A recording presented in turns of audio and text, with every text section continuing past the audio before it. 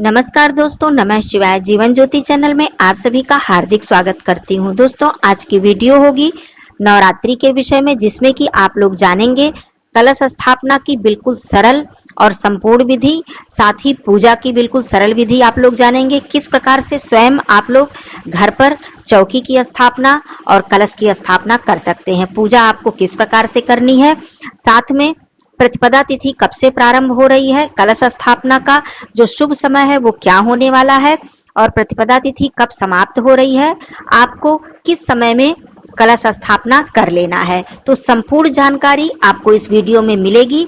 आप लोग पूरी वीडियो ध्यान से सुनिएगा और इसी प्रकार से आप लोग कलश स्थापना और पूजन आप लोग कर सकते हैं। यदि आप पंडित जी को बुलाकर कलश स्थापना करवाते हैं तो आप उनके अनुसार कलश स्थापना करें। जो सामग्री वे बोलते हैं आप लोग पूरी व्यवस्था करके कलश स्थापना करवाएं। लेकिन यदि आप स्वयं करते हैं तो उसकी संपूर्ण विधि आप लोग समझ लीजिए।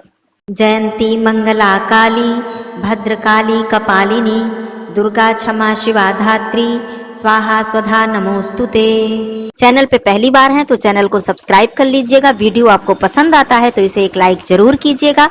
कमेंट बॉक्स में जय माता दी जरूर लिखिएगा। दोस्तों, आइए सबसे पहले मैं बताती हूँ, अपने घर का कोई एक स्थान आप चुन लीजिए, जिसमें कि यदि पूर्व स्थान हो या फिर उत्तर पूर्व का कोना हो, जिसे कि ईशान कोण कहते हैं, ऐसा स्थान हो तो ये बहुत ही उत्तम है।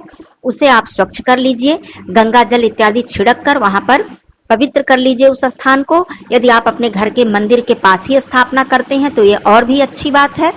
एक लकड़ी की चौकी आप लोग रखिए, उस पर लाल वस्त्र बिछाइए। वहां पर आप लोग सबसे पहले उस चौकी पर अक्षत डाल दीजिए। अक्षत डालने के बाद वहां पर माता जी की प्रतिमा आप लोग स्थापित कीजिए, माता जी को चुंदरी उठाइए। अब आइए कलश स्थापना के विषय में बताते हैं कि क्या क्या आपको करना है। मिट्टी का कलश आप ले सकते हैं। मिट्टी का कलश यदि आप लेती हैं तो नया कलश लीजिएगा, या फिर धातु का कलश आप लोग ले लीजिएगा। स्टील का कलश आप लोग भूल कर भी मत रखिएगा पूजा में। तो ये हो गई बात कलश की। उसके बाद आप लोटे को अर्थात कलश को स्वच्छ करके उसमें आप जल भरिएगा, थोड़ा सा गंगा जल डालिएगा।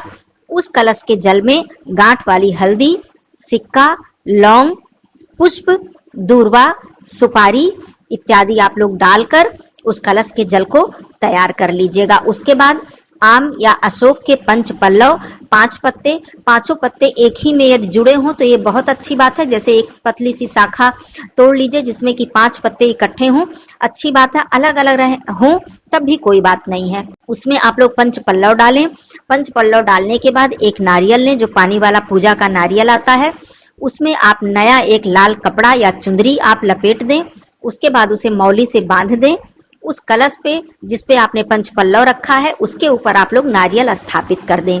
अब जो माता जी की चौकी आपने लगाई है वहां पर कलश रखना है, लेकिन कलश रखने से पहले आप अष्टदल कमल बना लें चावल से।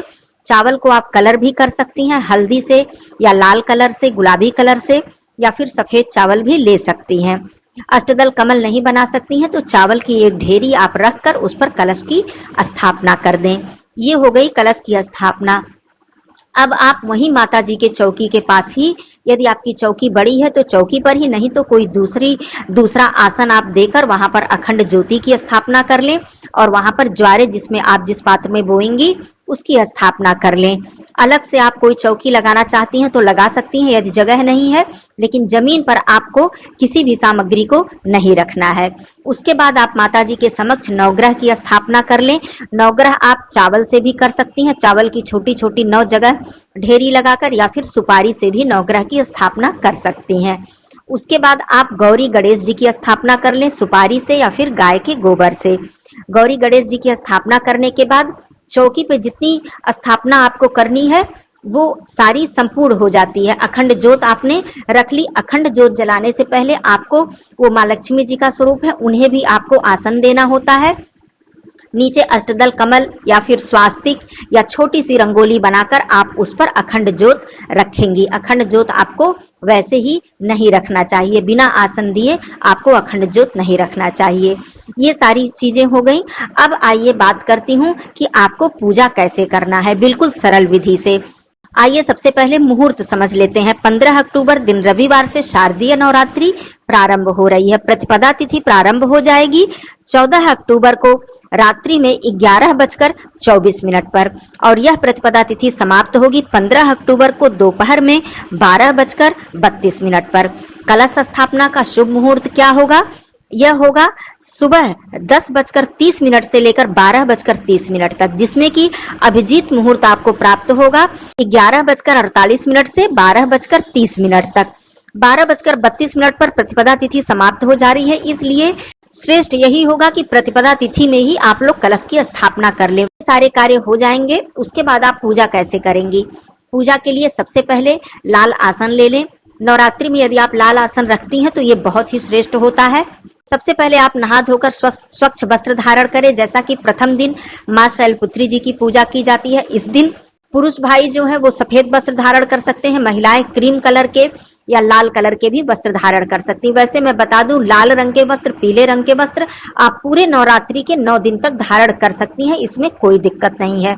लेकिन मां शैलपुत्री जी की पूजा में यदि आप विशेष रंग के कपड़े पहनना चाहती हैं कि उनका जो स्वरूप है उस हिसाब से आप कपड़े पहनना चाहती हैं, तो आप क्रीम कलर के वस्त्र धारण कर सकती हैं। सबसे पहले आप आसन पर बैठ जाएं, आचमन करें, स्वयं को पवित्र करें, 3 बार अपने ऊपर जल छिड़कें, गायत्री मंत्र बोलते हुए आचमन करें 3 बार। ओम केशवाय नमः, ओम नमो नारायणाय नमः, ओम माधवाय नमः, इस तरह बोलकर 3 बार आचमन किया जाता है। उसके बाद आप एक अलग पात्र में जल रखें, उसमें थोड़ा गंगा जल मिलाएं और पूरा जितने भी आपने स्थापना किया है, जैसे कि नवग्रह, गौरी गणेश जी, कलश और अखंड ज्योति, सभी की स्थापना आपने की है, वहां पर आप सांकेतिक स्नान करा दें। माता जी की प्रतिमा को आप सांकेतिक स्नान करा दें। यदि धातु की प्रतिमा आपने रखी है तो आप माता जी को स्नान कराएं, जैसे कि स्नान कराया जाता है। लेकिन यदि आपने फोटो रखा है, तस्वीर रखा है, तो आप सांकेतिक स्नान आचमनी से जल छिड़कते हुए ओम स्नानियम जलम समर्प्यामि करके आप स्नान करा सकती हैं। एक बात मैं भूल गई कि कलश में आप स्वास्तिक बना दें और मौली अवश्य बांध दें। ये कार्य आपको कलश में करना है। तो ये सारी चीजें हो गई। उसके बाद अब आप पूजा प्रारंभ करेंगी। उसी शुभ मुहूर्त में आपको अखंड ज्योत भी जलानी है। अखंड ज्योत जलाते समय माँ लक्ष्मी जी का भाव अपने मन में रखकर उनका स्मरण करके उनके मंत्रों का जप करते हुए या फिर उनकी स्तुति करते हुए आपको अखंड ज्योत जलानी होती है। वहां पर आपको उन्हें पुष्प, रोली इत्यादि अर्पित करना होता है, अक्षत अर्पित करना होता है।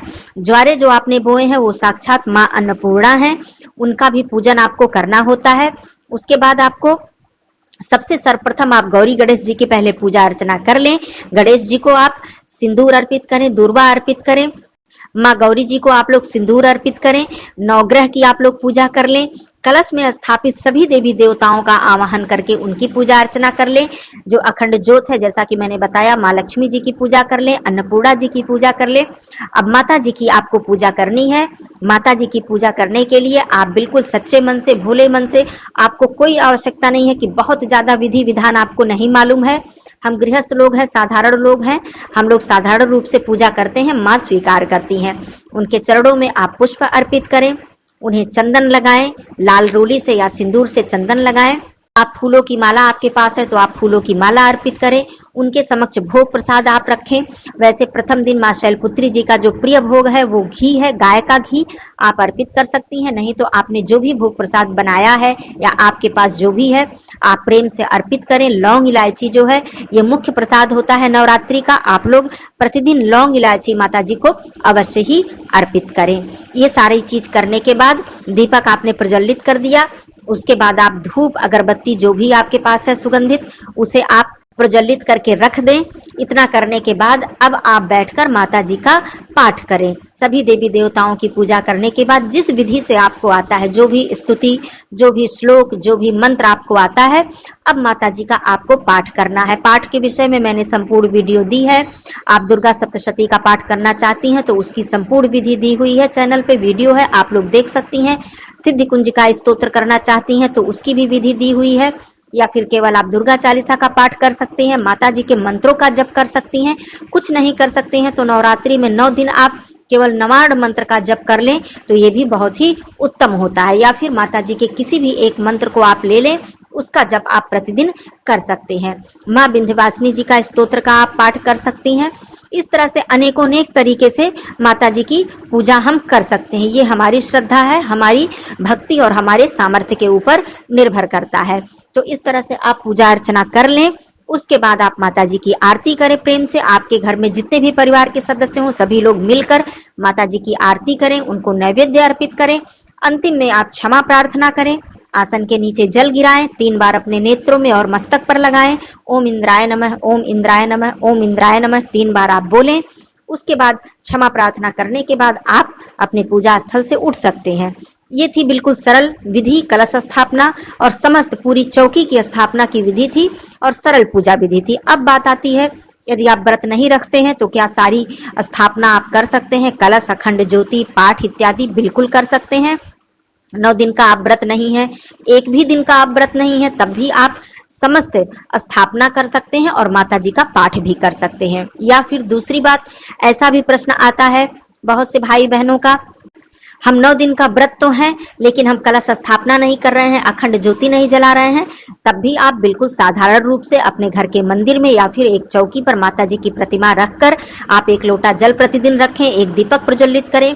वो दीपक सुबह और संध्या के समय दोनों समय आप प्रज्वलित करें। 2 घंटे 3 घंटे आपका दीपक जलता रहे और पुष्प, चंदन, भोग, प्रसाद, आरती, धूप, दीप इत्यादि से माता जी की विधि विधान से पूजा कर बिल्कुल आसान तरीके से आप पूजा कर लें। माता जी का जो भी पाठ आपको करना है उसे कर लें और अंतिम में माता जी की आरती कर लें, क्षमा प्रार्थना कर लें। कोई दिक्कत नहीं है कि आप 9 दिनों का व्रत रख रहे हैं लेकिन कलश नहीं रख रहे हैं, अखंड ज्योति नहीं जला रहे हैं, कोई दिक्कत नहीं है। और दूसरी बात, आप ऐसा भी कर सकते हैं कि केवल आपको अखंड ज्योत जलाने की इच्छा है, आपने व्रत नहीं रखा है, कलश स्थापना नहीं किया है और आपकी इच्छा है कि मैं माता जी के समक्ष 9 दिनों के अखंड ज्योत जलाऊं, तो आप केवल अखंड ज्योत भी जला सकते हैं। अखंड ज्योत यदि आपने जलाई है तो उसका आपको ध्यान रखना है, पूजन करना है। अखंड ज्योत को कभी भी अकेले नहीं छोड़ना है, अर्थात घर में ऐसा नहीं है कि पूरे सदस्य घर छोड़कर चले जाएं और घर में ताला आपने बंद कर दिया, ऐसा नहीं करना चाहिए। अखंड ज्योत के विषय में ये सारी बातें आपको ध्यान देनी चाहिए, तो आप ऐसा भी कर सकते हैं। मतलब कोई दिक्कत नहीं है, कोई पाबंदी नहीं है। माता जी की पूजा अर्चना करने के लिए हर तरीके से आप माता जी की पूजा कर सकते हैं, जैसा आपके पास समय हो, जैसी आपके पास शक्ति हो। लेकिन मैं इतना जरूर कहूंगी, दुर्गा सप्तशती का यदि आप पाठ करना चाहते हैं तो इसकी विधि आप लोग जरूर जान लें, समझ लें, क्योंकि उसकी एक नियम विधि होती है। तो आप सभी लोग इस अनुसार यदि करेंगे तो आपको संपूर्ण लाभ प्राप्त होगा। नवरात्रि के 9 दिनों में मेरे जितने भी भाई बहन हैं, कभी भी मन में कोई भ्रम न लाएं कि ऐसा हो गया, अखंड ज्योति बुझ गई या मेरे साथ कुछ ऐसी घटना न हो जाए, माता जी मैंने ऐसा नहीं किया तो माता जी नाराज न हो जाए, मैंने मंत्र जप नहीं किया, मैं पाठ नहीं कर पाई, ऐसी कोई भी आपको मन में दुविधा लेकर नहीं रखनी है। पूरी भोली भक्ति से, श्रद्धा से आपको माता जी की पूजा अर्चना करनी है। तो ये थी सरल पूजा विधि। कोई प्रश्न हो तो पूछ सकते हैं आप लोग। फिर मिलती हूँ अगले वीडियो में, तब तक के लिए धन्यवाद। नमः शिवाय, हर हर महादेव।